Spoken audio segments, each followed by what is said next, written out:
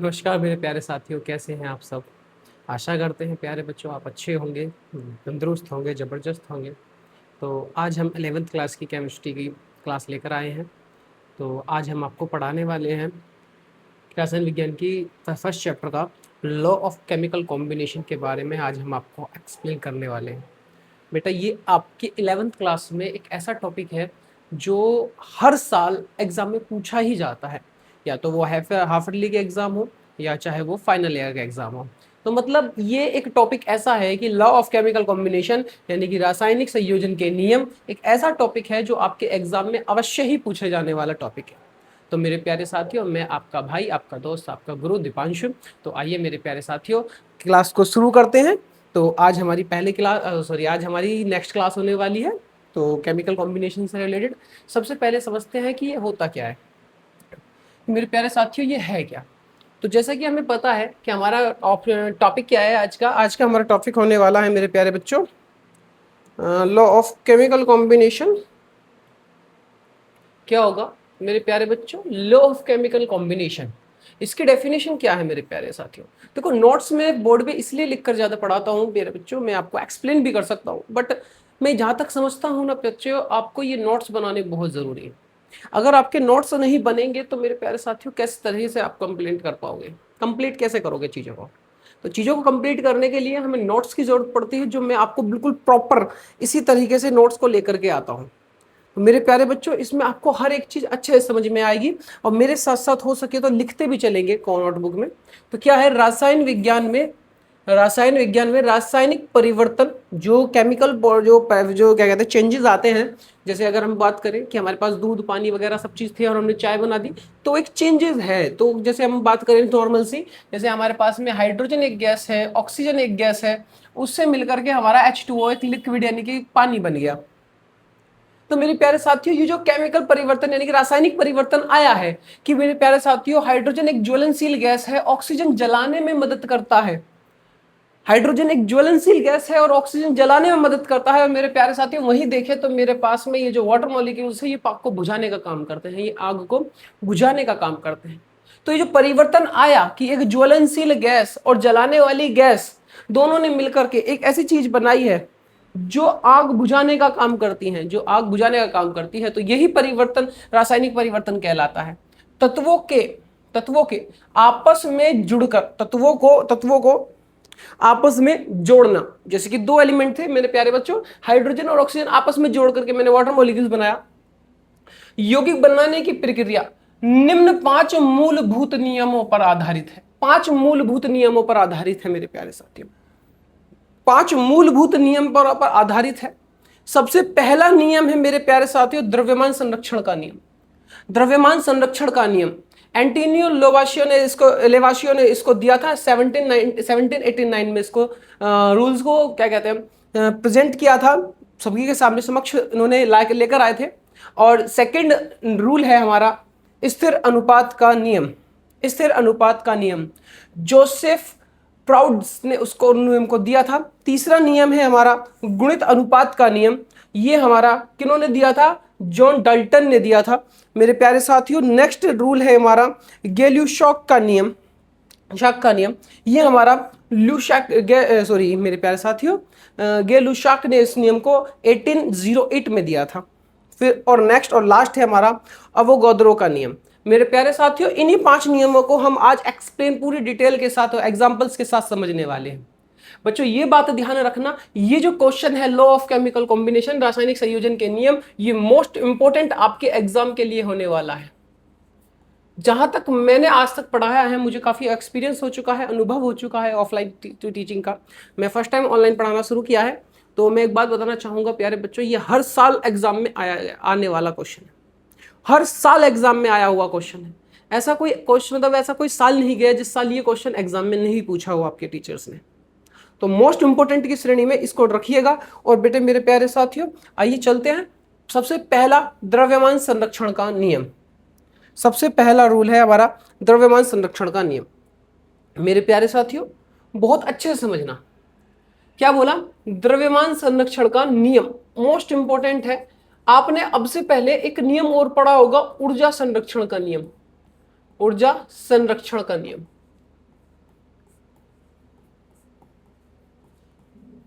मेरे प्यारे बच्चों ये नियम आपने 10th क्लास में भी बहुत अच्छे से पढ़ा होगा, 9th क्लास में भी बहुत अच्छे से पढ़ा होगा। ये नियम एक ऐसा नियम है जो हर साल एग्जाम में पूछा गया था, अब से पहले जितनी भी क्लासें हैं। इसमें क्या कहा जाता था कि ऊर्जा को न तो नष्ट कर सकते हैं,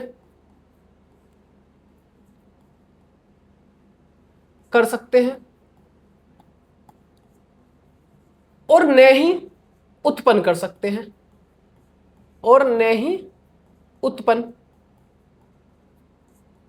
कर सकते हैं, बल्कि एक रूप से दूसरे रूप में और एक स्थान में दूसरे स्थान पर स्थानांतरित कर सकते हैं। यह ऊर्जा संरक्षण का नियम था मेरे प्यारे बच्चों, कि ऊर्जा को न तो नष्ट करा जा सकता है और न ही उत्पन्न किया जा सकता है, बल्कि एक रूप से दूसरे रूप में स्थानांतरित और परिवर्तित किया जा सकता है मेरे प्यारे बच्चों। सेम उसी तरीके से द्रव्यमान संरक्षण का नियम भी यही कहता है कि द्रव्यमान को न तो नष्ट किया जा सकता है और न ही उत्पन्न किया जा सकता है। मेरे प्यारे बच्चों द्रव्यमान यानी कि मास जो होता है उसको ना तो नष्ट कर सकते हैं और ना ही मेरे प्यारे बच्चों उसको बना सकते हैं, बल्कि उसको बस एक रूप से दूसरे रूप में स्थानांतरित कर सकते हैं। तो इसकी डेफिनेशन क्या कहती है मेरे प्यारे बच्चों? डेफिनेशन देखेंगे, किसी रासायनिक या भौतिक परिवर्तन में, चाहे वो केमिकल रिएक्शन हो या फिर हमारी फिजिकल चेंजेस हो, द्रव्यमान न तो उत्पन्न किया जा सकता है और न ही उसे नष्ट किया जा सकता है। द्रव्यमान को न तो हम उत्पन्न कर सकते हैं मेरे प्यारे बच्चों और न ही हम उसको नष्ट किया जा सकता है। अभिक्रिया से पूर्व अगर हम अभिक्रिया की बात करें तो मैं बोलूं कि मेरे प्यारे बच्चों हमने एक रिएक्शन ली है ए और बी, हमने उससे बनाया है मेरे प्यारे बच्चों कोई भी प्रोडक्ट, जैसे मैं बोलूं जेड बना लिया हमने उससे, हमने ए और बी लिया और उससे हमने कोई प्रोडक्ट जेड बनाया। तो मेरे प्यारे बच्चों अगर ए का प्रोडक्ट का वजन 50 ग्राम था और बी का हमारा 100 ग्राम था, तो मेरे प्यारे बच्चों जेड का जो वेट आएगा वो 150 ग्राम आएगा। ये बात ध्यान रखना। तो इसने क्या कहा, किसी रासायनिक या भौतिक परिवर्तन में द्रव्यमान को न तो उत्पन्न किया जा सकता है और न ही नष्ट किया जा सकता है। अभिक्रिया से पूर्व कुल द्रव्यमान, अभिक्रिया से पूर्व कुल द्रव्यमान, ये वाला मेरे प्यारे बच्चों, ये अभिक्रिया से पूर्व द्रव्यमान और अभिक्रिया के पश्चात कुल द्रव्यमान, अभिक्रिया के पश्चात कुल द्रव्यमान सदैव क्या होते हैं मेरे प्यारे बच्चों? बराबर होते हैं। अगर इन दोनों को जोड़ दूं, ए प्लस बी को जोड़ दूं, तो 150 ग्राम वजन इधर था तो 150 ग्राम वजन ही इधर होगा। उसके द्रव्यमान को हम नष्ट नहीं कर सकते मेरे प्यारे बच्चों, उसके द्रव्यमान को हम क्या नहीं कर सकते? नष्ट नहीं कर सकते, बस एक रूप से दूसरे रूप में परिवर्तित कर सकते हैं। एग्जाम्पल के तौर पे हमें बहुत ही प्यारा एक एग्जाम्पल दिया गया है मेरे प्यारे बच्चों। एग्जाम्पल क्या बोला है कि हमने कार्बन और ऑक्सीजन से रिएक्शन करके कार्बन डाइऑक्साइड बनाई है, कार्बन से और ऑक्सीजन से रिएक्शन करके कार्बन डाइऑक्साइड बनाई है। मेरे प्यारे बच्चों कार्बन कितना होता है? कार्बन हमारा 6 पर होता है, उसका एटॉमिक मास 12 होता है, तो इसका 12 होता है एटॉमिक मास। इसका कितना होता है मेरे प्यारे बच्चों? 16 होता है, पर है कितने? 2, तो 16 दूनी 32। एक सेकंड मेरे प्यारे बच्चों, 16 दूनी 32। मेरे प्यारे बच्चों यहां पर 12 और 32 मिलाकर कुल मिलाकर कितना मास हो जाएगा? दोनों को जोड़ेंगे तो हम 44 ग्राम, ग्राम मतलब 44 यूनिट लेंगे हम, इकाई बोलेंगे। हमें नहीं पता वो ग्राम में है, किलोग्राम में है, कुंटल में है, टन में है, कितना है, हम इसको इकाई से रिप्रेजेंट करेंगे। मेरे प्यारे बच्चों कार्बन कितना? 12, ये कितना? 12 हो गया मेरे प्यारे साथियों, 16 दूनी 32, जोड़ेंगे तो 44। तो यहां से एक बात समझ में आती है कि इनका मात्रक और इनका मान सदैव बराबर होता है। तो यहां पर भी यही बात बोली है कि कार्बन का कितना? 12 ग्राम लिया, ऑक्सीजन का कितना लिया? 32 ग्राम लिया, टोटल कार्बन डाइऑक्साइड कितना बन गया? 44 ग्राम बन गया मेरे प्यारे साथियों, 44 ग्राम बन गया मेरे प्यारे साथियों। एक छोटा सा अपवाद भी है, ये अपवाद नहीं माना जाएगा, वैसे मान सकते हो, दोनों ही बात है। नाभिकीय अभिक्रिया, न्यूक्लियर रिएक्शन क्या होती है? इसमें कुछ द्रव्यमान ऊर्जा E बराबर mc स्क्वायर में परिवर्तित हो जाता है। यानी कि जब भी हम कुछ रिएक्शंस करते हैं, दो चीजों से किसी तीसरी चीज को बनाते हैं, तो मेरे प्यारे बच्चों कुछ ऊर्जा निकल जाती है, उसको बनाते वक्त या उसको तोड़ते वक्त ऊर्जा निकल जाती है। जैसे मैं बात करूं कि बेटा आपके घर में आपने कुछ, जैसे सपोज कुछ भी मान लीजिए, आपने बर्फ से पानी से बर्फ जमाई और वापस उसको क्या जमाने लगे, पानी बनाने लगे, तो कुछ ना कुछ ऊर्जा के रूप में बाहर निकल जाएगा, कुछ ना कुछ ऊर्जा के रूप में बाहर निकल जाएगा, परिवर्तित हो जाता है। अतः इसमें द्रव्यमान ऊर्जा संरक्षण का नियम भी कहते हैं, द्रव्यमान ऊर्जा संरक्षण का नियम भी कहते हैं। इस नियम को क्या कहेंगे हम, द्रव्यमान ऊर्जा संरक्षण का नियम भी कहेंगे मेरे प्यारे साथी। तो उम्मीद करता हूं कि आपको ये अच्छे से समझ में आया होगा द्रव्यमान संरक्षण का नियम क्या कहता है। द्रव्यमान संरक्षण का नियम ये कहता है कि द्रव्यमान को न तो उत्पन्न किया जा सकता है और न ही नष्ट किया जा सकता है, बल्कि एक रूप से दूसरे रूप में और एक स्थान से दूसरे स्थान पर स्थानांतरित किया जा सकता है। और अभिक्रिया से पूर्व का द्रव्यमान और अभिक्रिया के बाद का द्रव्यमान सदैव बराबर होते हैं मेरे प्यारे साथियों, सदैव बराबर होते हैं। तो इच्छा उम्मीद करते हैं कि मेरे प्यारे साथियों आपको समझ में आया होगा प्यारे बच्चों, तो समझ में आ गया होगा। इसे अपनी कॉपी में बहुत अच्छे से नोट डाउन करेंगे मेरे प्यारे बच्चों। आगे चलते हैं। नेक्स्ट रूल, नेक्स्ट रूल आपसे क्या कहता है, स्थिर अनुपात का नियम। ये सेकंड रूल है, नियम सेकंड है। ये कहता है स्थिर अनुपात का नियम। मेरे प्यारे साथियों स्थिर अनुपात का नियम क्या, अगर मैं कहूं कि बेटा मुझे पानी बनाना है, वाटर मॉलिक्यूल्स बनाने हैं, मुझे कार्बन डाइऑक्साइड बनाना है, मुझे या तो मॉलिक्यूल्स यानी कि H2O बनाना है, या मुझे कार्बन डाइऑक्साइड बनाना है, या फिर मुझे मीथेन बनाना है, या फिर मुझे क्या कहते हैं, कुछ भी जो आपका मन करे, कुछ भी यौगिक ऐसा जो आपको अच्छा लगे, अगर मुझे कुछ भी बनाना है तो वो एक निश्चित अनुपात यानी कि स्थिर अनुपात का नियम, यानी कि वो एक स्थिर अनुपात में हमें वो चीज चाहिए। किस चीज में चाहिए, स्थिर अनुपात में। किस तरह से कि बेटा हाइड्रोजन का एटॉमिक मास कितना होता है, 1 होता है। बेटा है कितने, 2, तो 2 गुणा 1। और ऑक्सीजन का कितना होता है मेरे प्यारे बच्चों, 16, तो 2:16 हो गया और 1:8 हो गया। अगर मुझे वाटर मॉलिक्यूल्स बनाने हैं, मुझे पानी बनाना है, जल बनाना है, तो मेरे प्यारे बच्चों हमें 1 मॉलिक्यूल्स हमेशा 1 के अनुपात में हाइड्रोजन और 8 के अनुपात में हमें ऑक्सीजन की आवश्यकता पड़ेगी। सॉरी प्यारे बच्चों, थोड़ी तबीयत खराब है, फिर भी बेटा 1 के अनुपात में हमें हाइड्रोजन चाहिए और 8 के अनुपात में हमें ऑक्सीजन चाहिए, जब भी हमें कोई चीज प्राप्त होगी, अन्यथा वह चीज हमें नहीं प्राप्त होगी। अगर मैं कार्बन डाइऑक्साइड की बात करूं तो कार्बन हमारा 12 पर होता है, ऑक्सीजन हमारा 16 पर होता है, और 16 दूनी 32, और बेटा 4 से काटो, 4 तिया 12, 4 8 32। अगर हमें कार्बन डाइऑक्साइड बनाना है तो कार्बन की मात्रा 3 होनी चाहिए और हाइड्रोजन की ऑक्सीजन की मात्रा 8 होनी चाहिए, जब जाकर आपको कार्बन डाइऑक्साइड बनेगा मेरे प्यारे साथी। अगर हमें अमोनिया बनाना है तो 14:3 के रेशो में दोनों को मिलाना होगा, 14:3 के रेशो में दोनों को मिलाना होगा, जब भी मेरा प्यारे साथियों अमोनिया बन करके आएगा, जब भी मेरे प्यारे साथियों अमोनिया बन करके आएगा। तो उम्मीद करते हैं आपको एग्जाम्पल समझ में आ गया होगा। जरा इसकी डेफिनेशन भी पढ़ लेते हैं जो अति महत्वपूर्ण है, अति महत्वपूर्ण है। किसी शुद्ध रासायनिक यौगिक में, शुद्ध रासायनिक यौगिक मेरे प्यारे साथियों, यौगिक और मिश्रण, आपको बहुत अच्छे से मैं कंपैरिजन करा चुका हूं, मैं इन दोनों का कंपैरिजन बहुत अच्छे से आपको करा चुका हूं। तो यौगिक वह होता है जहां पर निश्चित अनुपात हो, और मिश्रण वो होता है जहां पर निश्चित अनुपात ना हो। तो यहां पर निश्चित अनुपात की बात कर रहे हैं, तो स्थिर अनुपात का नियम हमने उसको जब भी बोला गया है। तो किसी शुद्ध रासायनिक यौगिक में उसके अवयव तत्व द्रव्यमान का अनुसार, द्रव्यमान के अनुसार सदैव एक निश्चित अनुपात में पाए जाते हैं, सदैव एक निश्चित अनुपात में पाए जाते हैं। उनका अनुपात कभी चेंज नहीं होता, चाहे वह यौगिक किसी भी स्रोत से प्राप्त किया गया हो या किसी भी विधि से बनाया गया हो। मेरे प्यारे साथियों, अगर मैं कहूं कि मुझे आपसे वाटर मॉलिक्यूल्स चाहिए, मुझे आपसे वाटर मॉलिक्यूल मतलब मुझे आपसे पानी चाहिए, आप कहीं से भी लेकर के आओ, आप चाहे उसे हिमालय से ले आओ, चाहे उसे क्या कहते हैं नदी तालाब से ले आओ, या गंगा से ले आओ, या यमुना से ले आओ, या समुद्र से ले आओ, या आप अपने घर पे बनाओ, तो क्या मेरे प्यारे साथियों H2O जो आप लेकर आओगे उसका रेशो 1:8 होगा या नहीं होगा?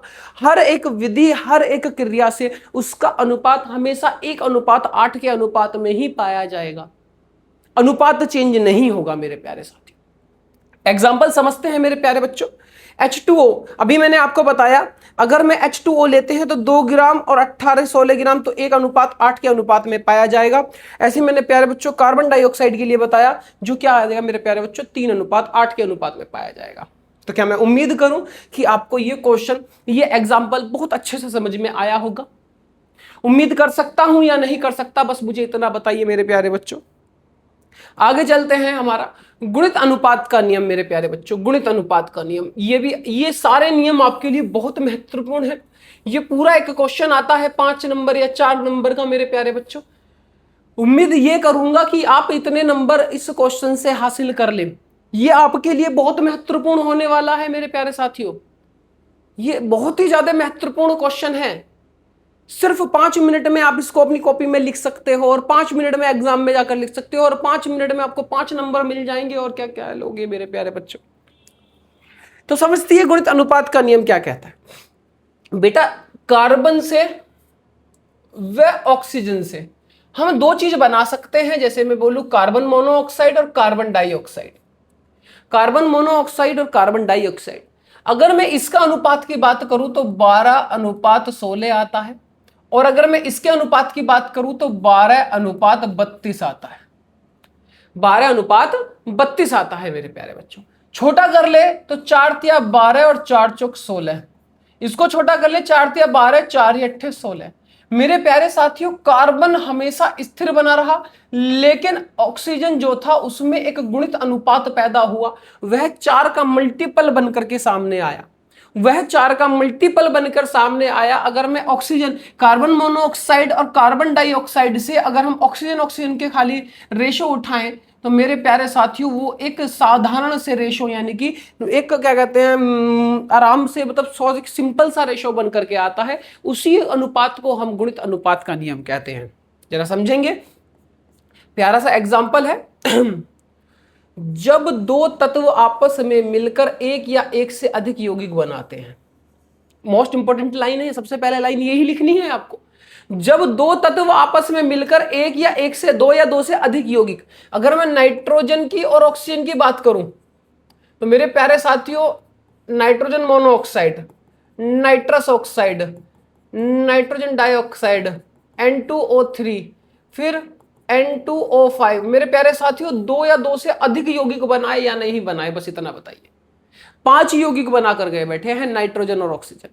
इसी को हम बोलते हैं क्या मेरे प्यारे साथियों, गुणित अनुपात का नियम। अब इसमें नाइट्रोजन तो स्थिर रहेगा पूरे इसमें, बट ऑक्सीजन का रेशियो क्या होता चला जाएगा, बदलता चला जाएगा, एक गुणित अनुपात में आ जाएगा। जैसे 2 का पहाड़ा होता है ना, गुणित में होता है, 2 4 6 8 10 12 14 16 18 20। इसी तरीके से इसके जो रेशियो आएंगे वो भी एक गुणित अनुपात में आएंगे।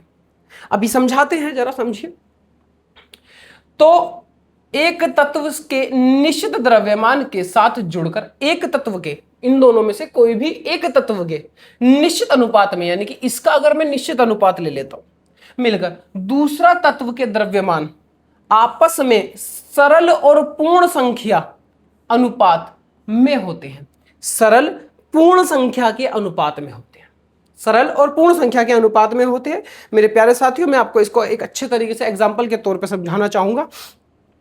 अगर मैं नाइट्रोजन, एक सेकेंड मेरे प्यारे बच्चों, अगर मैं नाइट्रोजन व ऑक्सीजन ले लूं तो इससे बनने वाले यौगिक मेरे प्यारे साथियों N2O बनेगा, NO बनेगा, नाइट्रोजन मोनोऑक्साइड, NO2 बनेगा, N2O3 बन जाएगा, N2O5 बन जाएगा। मेरे प्यारे बच्चों, ये सब बन सकते हैं इन नाइट्रोजन और ऑक्सीजन से। मेरे प्यारे बच्चों, नाइट्रोजन का एटॉमिक मास होता है, यहां पर लिख देते हैं हम, नाइट्रोजन का होता है प्यारे बच्चों 14 और ऑक्सीजन का प्यारे बच्चों होता है 16। क्या मैं गलत बोल रहा हूं या सही बोल रहा हूं? सही बोल रहा हूं तो कमेंट में यस जरूर लिखते चलिएगा मेरे प्यारे साथियों। नाइट्रोजन 2 है तो 14 दूनी 28 हो जाएगा, 28 अनुपात 16। इसकी बात करें तो बेटा 14 अनुपात 16। इसकी अगर हम बात करें तो 14 अनुपात 16 दूनी 32। इसकी हम बात करें तो मेरे प्यारे बच्चों देखते हैं, 14 दूनी 28 अनुपात कितना आ गया, 16 कम 16, 16 दूनी 32, 16 48। मेरे प्यारे बच्चों 28 अनुपात 16 पंजे 80, ओह सॉरी 16 पंजे 80। तो ये आ गया मेरे प्यारे बच्चों। इसे एक साधारण मतलब एक रेशो में लेकर चलते हैं हम। जरा इसे कितने से काटेंगे, 4 से काटेंगे। 7 चौक 28, बेटा 4 से काटा 4 बार, 4 से नहीं कटेगा, 2 से कटेगा 7 और 8। बेटे प्यारे बच्चों 2 से कटेगा 7 और तुम्हारा कितना 16, क्या 2 से कटेगा? बिल्कुल नहीं, 4 से कटेगा। 4 सत्ते और मेरे प्यारे बच्चों 4 एकम 4, 4 दूनी 12। अगर हम इसमें देखें तो 7 और ये 20, 4 20 बार। मेरे प्यारे बच्चों नाइट्रोजन का एक निश्चित अनुपात, नाइट्रोजन का एक निश्चित अनुपात ऑक्सीजन के भिन्न भिन्न अनुपातों को गुणित अनुपात में रखता है। अगर हम नाइट्रोजन के रेशो को देखें तो मेरे प्यारे बच्चों आपको 7 7 7 देखने के लिए मिलेगा। लेकिन अगर ऑक्सीजन का देखें तो वो एक गुणित अनुपात में आता है। जैसे मैं बोलूं 4 दूनी 8, 4 तिया 12, 4 चौक 16, 4 पंजे 20। तो ये एक गुणित अनुपात में आता है मेरे प्यारे बच्चों। किसमें आता है? गुणित अनुपात में आता है। किसमें आएगा मेरे प्यारे बच्चों? गुणित अनुपात में आएगा। डेफिनेशन फिर से पढ़ने की कोशिश करना मेरे प्यारे बच्चों, डेफिनेशन को फिर से पढ़ने की कोशिश करो, क्योंकि डेफिनेशन से ही आपका सारा समाधान हो जाएगा। डेफिनेशन से ही आपका सारा समाधान होगा मेरे प्यारे बच्चों।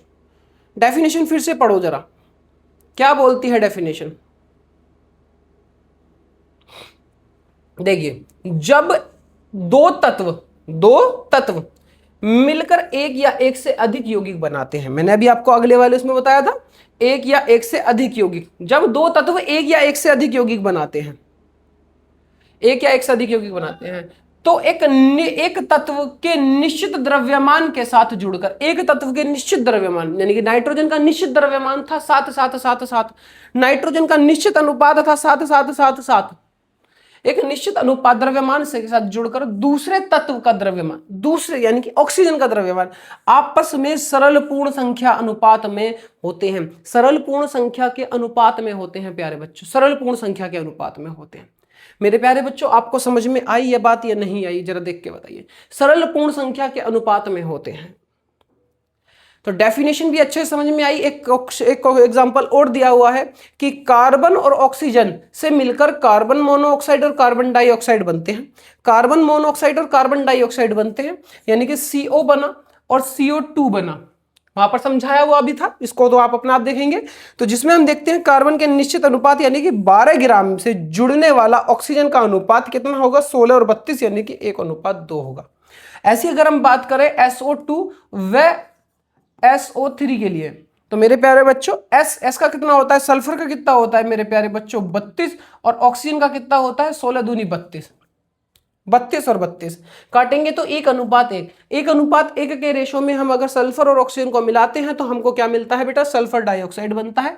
अगर हम इन दोनों की बात करें तो 32 16 16 16 32 16 48, मेरे प्यारे बच्चों 16 से काटेंगे 2:3 के रेशो में मिलेगा, 2:3 के रेशो में मिलेगा। ठीक है, तो सल्फर के 32 ग्राम से जुड़े, कितना जुड़ा है? 32 और 48 जुड़ा, 32 और 48 जुड़ा काटेंगे तो 2:3 के रेशो में देखने के लिए मिलेगा। तो 2:3 के रेशो में देखने के लिए मिलेगा। यही आपका गुणित अनुपात का नियम है मेरे प्यारे बच्चों, यही आपका गुणित अनुपात का नियम है। उम्मीद करूंगा मेरे प्यारे साथियों कि एक छोटा सा नियम आपको बहुत अच्छे से एक्सप्लेन करके समझ में आ गया होगा। प्यारे बच्चों आपके लिए ये इतना इंपॉर्टेंट है कि आपके एग्जाम में आपको 4 से 5 नंबर दिलाएगा। तो मैं उम्मीद करूंगा कि आप इसको अच्छे से अपनी PDF में नोट करें, अपने नोट्स में नोट्स करें, जब भी आपके अच्छे नंबरों की मैं गारंटी दे पाऊंगा। अगर आप भी मेहनत करोगे मेरे साथ, अगर आप मेहनत नहीं करते तो किस तरह से हम कह दें कि हाँ आपको अच्छे से समझ में आ जाएगा। बेटा अगला है गैलियोशाक का गैसीय आयतन का नियम, गैलियोशाक का गैसीय आयतन का नियम। मेरे प्यारे बच्चों ये भी बहुत ही साधारण सा नियम है और आपके एग्जाम में ये पांचों नियम एक ही क्वेश्चन से पूछे जाते हैं कि द्रव्यमान संरक्षण का नियम क्या है, समझाइए। ओह सॉरी, कि क्या कहते हैं रासायनिक संयोजन के नियम क्या है, समझाइए। तो ये पांचों नियम आपको लिख करके आने पड़ेंगे। नियम क्या कहता है मेरे प्यारे साथियों? समान ताप, यानी कि हमें ताप नहीं छेड़ना, और दाब पर, यानी कि समान ताप रखना है, समान दाब रखना है। टेम्परेचर और प्रेशर को हमें स्टेबल रखना है, उन्हें छेड़ना नहीं है। टेम्परेचर और प्रेशर को हमें स्टेबल रखना है, उन्हें छेड़ना नहीं है मेरे प्यारे बच्चों। जब गैस आपस में अभिक्रिया करती हैं, जब दो गैसें आपस में अभिक्रिया करती हैं, दो गैसें कोई भी हो सकती है मेरे प्यारे बच्चों, हाइड्रोजन भी है, क्लोरीन भी है, हाइड्रोजन भी है और क्लोरीन भी है। दो गैसें, जैसे मैं बोलूं हाइड्रोजन ये भी गैस का रूप है, क्लोरीन ये भी एक गैस है, ठीक है। इन दोनों से मिलकर हमारा HCl बना 2 मॉलिक्यूल्स के रूप में, वो भी एक गैस है।